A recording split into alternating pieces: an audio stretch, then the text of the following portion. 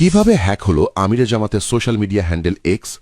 বাংলাদেশ জামায়াতে ইসলামীর অফিসিয়াল ইমেইলে একটি সরকারি ইমেইল অ্যাড্রেস থেকে একটা মেইল পাঠানো হয়, যাতে বিষয় হিসেবে কেস স্টাডি ইলেকশনের মতো গুরুত্বপূর্ণ বিষয় উল্লেখ ছিল। ওই ইমেইলের সঙ্গে একটি ফাইল সংযুক্ত ছিল, যার ভেতরে ম্যাক্রো ও ম্যালওয়্যার কোড লুকানো ছিল। ফাইলটি ওপেন করার পর ম্যাক্রো রান হয়ে ব্যাকগ্রাউন্ডে ক্ষতিকর প্রোগ্রাম সক্রিয় হয় এবং ডিভাইস থেকে লগ ইন সেশন ও অ্যাক্সেস টোকেন সংগ্রহ করা হয়। এই সেশন ভিত্তিক অ্যাক্সেস ব্যবহার করেই বিকেল 4:37 ডক্টর শফিকুর রহমানের ভেরিফাইড এক্স অ্যাকাউন্ট থেকে ভুয়া পোস্টটি করা হয়। গতরাতে আমার টুইটার অ্যাকাউন্ট হ্যাক করে নোংরা একটা পোস্ট, কোন জায়গা থেকে এটা করা হয়েছে এটা আমরা চিহ্নিত করে ফেলেছি। এদের হাতে দেশের দায়িত্ব দিলে এই দেশের কোনো অস্তিত্ব এরা রাখবে না। এরা খাবলে ঘামছে, কামড়ে আমার 56,000 বর্গ মাইলের 18 কোটি মানুষকে শেষ করে দিবে। আসসালামু আলাইকুম রহমতুল্লাহ। সুপ্রিয় দর্শক, গতকালকে আমিরে জামাতের বিরুদ্ধে শাহবাগী, বাম, নাস্তিক, বিএমপি এবং আওয়ামী লীগ সবাই মিলে আমিরে জামাতের বিরুদ্ধে ঝাড়ু মিছিল করেছে।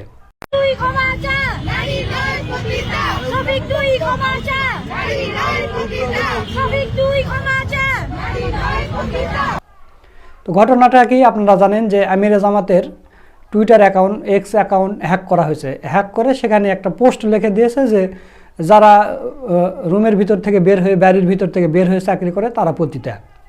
এরকম পোস্ট নাকি আমিরে জামাত লিখে দিচ্ছে। এরপর আপনারা জানেন যে আমিরে জামাতের হচ্ছে এক্স অ্যাকাউন্ট হ্যাক করা হয়েছিল। হ্যাক করে এই পোস্ট লিখে দিয়ে তারপরে যখন জামাতের নেতাকর্মীরা এটা বুঝতে পেরেছে, পরবর্তীতে এটা রিকভারি করা হয়েছে। তো ওই স্ক্রিনশট নিয়েই এই শাহবাগীরা, নাস্তিকেরা এবং আওয়ামী লীগের এক অংশ, বিএনপির এক অংশ সবাই মিলে জামাতের আমিরের প্রতি ঝাঁপিয়ে পড়েছে। মানে বহির্বিশ্বকে দেখাতে চাচ্ছে যে এরা হচ্ছে জঙ্গি, এদেরকে কোনোভাবে ক্ষমতায় আনা যাবে না। এটা তাদের একটা কৌশল ছিল। তো আমিরে জামাতের এক্স অ্যাকাউন্ট কিভাবে হ্যাক করা হয়েছে সেটা জানলে আপনারা অবাক হয়ে যাবেন। রাষ্ট্রপতির ইমেল ব্যবহার করে, বর্তমান যে সুপ্পুর রাষ্ট্রপতি আছে না, সুপ্পুর ইমেল ব্যবহার করে, মানে সুপ্পুর ইমেল থেকে একটা জামাতের আমিরের ইমেলে একটা ইমেল পাঠানো হয়েছে। ওই ইমেলের ভিতরে একটা ফাইল রাখা হয়েছে, কি জানো একটা ফাইল। তো ওই ফাইলের ভিতরে ক্লিক করার সাথে সাথে ওই পাসওয়ার্ড, মনে করেন টুইটারের পাসওয়ার্ড চলে গেছে ওদের কাছে, মানে হ্যাকারদের কাছে। তো জামাতের লোকেরা তো মানে এমনি ফিশিং লিঙ্কে তো ক্লিক করবে না, যেহেতু এটা রাষ্ট্রপতির কাছ থেকে এসেছে তাহলে তো ক্লিক করতেই হবে না। রাষ্ট্রপতির কাছে যেহেতু এসেছে, রাষ্ট্রপতি ইমেল করেছে জামাতের আমিরের কাছে, তাহলে কি জামাতের আমির এটা ক্লিক করে দেখবে না কি ফাইল পাঠালো? ওই যেই ক্লিক করছে সে মনে করেন যে পাসওয়ার্ড ওদের কাছে চলে গেছে। ওরা ওখান থেকে নিয়ে একটা পোস্ট করার সাথে সাথে পরবর্তীতে যখন এরা বুঝতে পেরেছে, এরা আবার রিকভারি করে নিয়েছে। এই হলো ব্যাপার দর্শক। তাহলে এখন আপনারা চিন্তা ভাবনা করেন যে এই রাষ্ট্রপতি সুপ্পু, এর সাথে আছে ভারত, তারপরে আছে শাহবাগী বামেরা এবং বিএনপিরা, এরা সবাই মিলে মানে পরিকল্পনা করে যে আমরা এই সময় এটা হ্যাক করার সাথে সাথে আমি বলে দেবো আপনারা আন্দোলনে নেমে যাবেন। ঠিক সেইভাবেই কাজ হয়েছে। কিন্তু তারপরও এরা পারেনি। আল্লাহ যদি কাউকে রক্ষা করে তাহলে এই ছাত্রীরা কি করবে বলেন? এরা যেই পরিকল্পনা নিয়ে আমিরে জামাতের বিরুদ্ধে প্রোপাগান্ডা চালাইছে, কিন্তু পরবর্তীতে সেটা হয়নি কেউ। কারণ গণমাধ্যমে এসেছে যে আমিরে জামাতের টুইটার অ্যাকাউন্ট হ্যাক করা হয়েছে এবং ওই রাষ্ট্রপতির অফিস থেকেই এই মেল এসেছে। এটা এখন গণমাধ্যমে প্রকাশ হয়ে গেছে এবং জামাতে আমির বলেছেন যে কারা এলাকা করেছে আমরা তাদের মানে সন্ধান করে ফেলেছি, ধরে ফেলেছি। গতরাতে আমার টুইটার অ্যাকাউন্ট হ্যাক করে নোংরা একটা পোস্ট, কোন জায়গা থেকে এটা করা হয়েছে এটা আমরা চিহ্নিত করে ফেলেছি। এদের হাতে দেশের দায়িত্ব দিলে এই দেশের কোনো অস্তিত্ব এরা রাখবে না।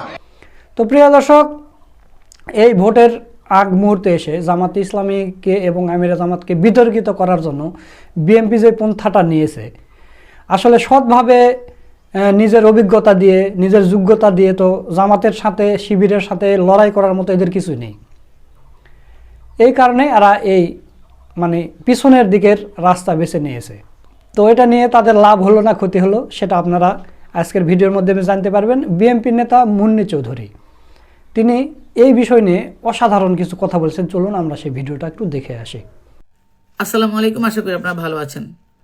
বাংলাদেশের জামাতের আমির কর্মজীবী মহিলাদেরকে পতিতা বলছে। এইটা নিয়ে পুরা বাংলাদেশ গরম, সেই গরম ভূমিকম্প আন্তর্জাতিক কমিউনিটিতে ছড়াই গেছে, কারণ জামাতের আমির তো ইসলামিক দল করে। হ্যাঁ হ্যাঁ, বাংলাদেশে তো জঙ্গি হয়ে যাইতেছে, মহিলাদেরকে ঘর থেকে বাইরে হতে দিবে না, মহিলাদেরকে পতিতা বইলা ফেলছে। সবার উদ্দেশ্যে একটা কথা বলি, জামাতের আমির এ ধরনের কথা বলতে পারে না। উনি শিক্ষিত মানুষ, অন্য অনেক রাজনৈতিক দলের বড় বড় নেতাদের চেয়ে অনেক বেশি প্রজ্ঞা নিয়ে কথা বলে, দূরদর্শিতা নিয়ে কথা বলে, কথা বলার সময় চিন্তা করে হোয়াট হি উইল সে। অতএব উনি ওনার ওই যে টুইটারে যে স্টেটমেন্ট জনগণের কাছে প্রোপাগন্ডা ছড়ানো হচ্ছে বা সাইবার বুলিং করা হচ্ছে, ইন্টারন্যাশনাল কমিউনিটির কাছে তাকে হেয় প্রতিপন্ন করা হচ্ছে, দিস ইজ টোটালি ষড়যন্ত্র। এই যে ষড়যন্ত্রের সাথে জড়িত হচ্ছে বাংলাদেশের ডিপ স্টেটের লোকজন। তো এরা তো অনেক বড় নেটওয়ার্ক। সো এই নেটওয়ার্ক সম্পর্কে আমজনতা তো আপনারা বুঝবেন না, তবে এটুকু আপনাদেরকে বলি, ভারতীয় আগ্রাসন বাংলাদেশে গত 20 বছর না 50 বছর ধরে চলতেছে এবং ইসলামী মূল্যবোধ বাংলাদেশে দাঁড়াইতে দিবে না। এই যে শাহবাগীরা জামাতের বিরুদ্ধে কালকে আমিরের বিরুদ্ধে ঝাড়ুটাড়ু নিয়ে আসছে, সেখানে দেখলাম জাতীয়তাবাদী শাহবাগী ছাত্র দলের পোলাপানো আছে, যারা গত 17 বছর ছাত্রদল খাইছে, যুব দল খাইছে, মহিলা দলও কিন্তু শেষ। লাউ লাউ লাউ সালাম সালাম, মহিলা দলের কোনো কাম নাই, কোনো ইনোভেশন নাই। 50% মহিলা ভোটার কিন্তু বিএনপির সাথে নাই এখন। ওদিক দিয়ে জামাতের মহিলারা বাসায় বাসায় গিয়া এই ভোটগুলা আপনার সুইচ মানে তাদের পক্ষে নিয়ে নিছে। এটা হচ্ছে রিয়ালিটি। এখন আপনি আপনার নমিনেশন দেওয়ার ক্ষেত্রেই তো ধ্বংস করে দিচ্ছেন পার্টিকে। 50% জয় নিশ্চিত হয় একটা দলের নমিনেশন ক্যান্ডিডেট কাদেরকে দিলেন, সেখানে ঋণ খেলাপি, চাঁদাবাজ, লুটতরাজদেরকে দিছেন। ও তাদের প্রতিদ্বন্দ্বী হচ্ছে এমন একজন ব্যক্তি যাদের কোনো ব্লেম নাই সমাজে, যারা ভালো মানুষ। তাহলে মানুষ কি জেনে শুনে ওই ভালো মানুষকে ভোট দিবে না চাঁদাবাজকে ভোট দিবে? আপনার ওই প্রতীক দিয়ে তো এখন দুনিয়া চলবে না। বাংলাদেশ জাতীয়তাবাদী দল, শহীদ জিয়ার আদর্শের যে জাতীয়তাবাদী দল, ওই জায়গায় আসতে হবে। ওই জায়গায় আইসা যদি তারা সরকার গঠন করে আলহামদুলিল্লাহ, কিন্তু এই যে শাহবাগী চেতনাদের খপ্পরে পড়া দলকে স্যাবোটাইজ করা হচ্ছে এবং জামাতের আমিরের বিরুদ্ধে ছাত্র সংগঠনকে লেলায় দেওয়া হয়েছে পুরা বাংলাদেশে, this is totally useless for our party, also for Bangladesh. হাদিকে কারা মারছে? কালচারাল ফেসিস্টরা মারছে, আধিপত্যবাদের দালালরা মারছে, ডিপ স্টেটের গুন্ডারা মারছে, বাংলাদেশের গোয়েন্দা সংস্থার সাথে যারা জড়িত।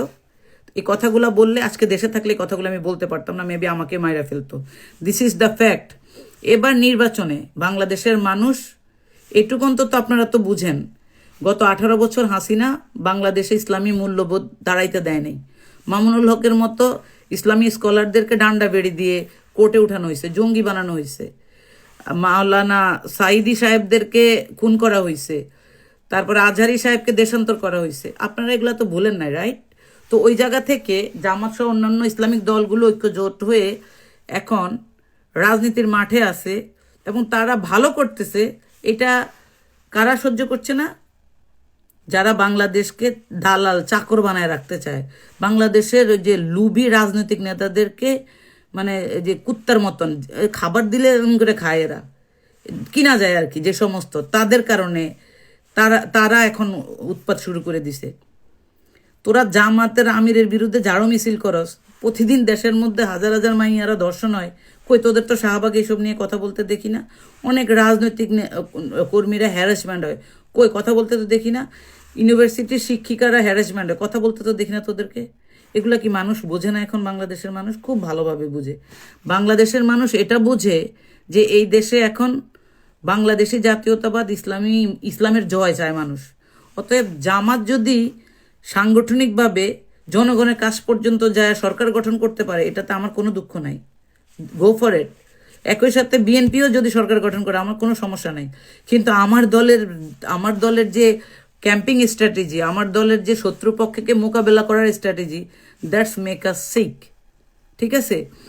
দালাল, আমাদের দালাল, রাজাকার, গুপ্ত সব বলেন, সমস্যা নেই, কিন্তু আওয়ামী লীগ তো আর বলতে পারবেন না, কারণ আওয়ামী লীগের 17 বছর আওয়ামী লীগের বিরুদ্ধে আমরা কথা বলছি, রাইট? তো আমি প্রবাসী ভোটারদেরকে বলবো, আপনাদের বাড়িতে মা বোনদেরকে বলবেন এলাকার যোগ্য ব্যক্তিকে ভোট দিতে। কোনো ওই প্রতীকের আবেগের কথা ভুলে যান আপনারা। এই দেশে ইসলামের জয় হইতে হবে, এই দেশে জাতীয়তাবাদ থাকতে হবে, সব ধর্মের মানুষের সমান সম্মান থাকতে হবে, কোনো সংখ্যালঘুদেরকে নিয়ে যেন কাঠ খেলা না হয়, সেদিকেও খেয়াল রাখবেন। ধন্যবাদ সবাইকে। সুপ্রিয় দর্শক, আপনারা মুন্নী চৌধুরীর ভিডিও সহ পুরো ভিডিওটা দেখলেন। আশা করছি আপনারা পুরো বিষয়টা বুঝতে পেরেছেন যে বিএনপিরা এবং বামেরা, আওয়ামী লীগেরা সবাই মিলে প্রশাসন, সাথে প্রশাসন আছে এবং ভারত আছে, সবাই মিলে যে জামাত ইসলামীকে বিতর্কিত করতে চেয়েছিল, বহির বিশ্বের কাছে একটা ইমেজ খারাপ করতে চেয়েছিল, কিন্তু সেটা তারা পারেনি, ব্যর্থ হয়েছে। এবং আপনারা ইতিহাস ঘেঁটে দেখবেন যে বারাক ওবামা, ডোনাল্ড ট্রাম্প, তারপরে জো বাইডেন, ভোটের 8 দিন 10 দিন আগে এদের টুইটার, মানে নির্বাচনের 8-10 দিন আগে এদের টুইটার অ্যাকাউন্ট হ্যাক হয়েছিল, এবং যেই নির্বাচনের আগে তাদের টুইটার অ্যাকাউন্ট হ্যাক হয়েছিল সেই নির্বাচনে তারা জয়ী হয়েছে, আমেরিকার প্রেসিডেন্টটা। তো দর্শক, সব মিলে আজকের ভিডিওটা আপনাদের কাছে কেমন লাগছে তা অবশ্যই কমেন্ট করে জানিয়ে দেবেন। ভিডিওটা ভালো লাগলে শেয়ার করবেন। সকলকে ধন্যবাদ। আসসালামু আলাইকুম রহমতুল্লাহ।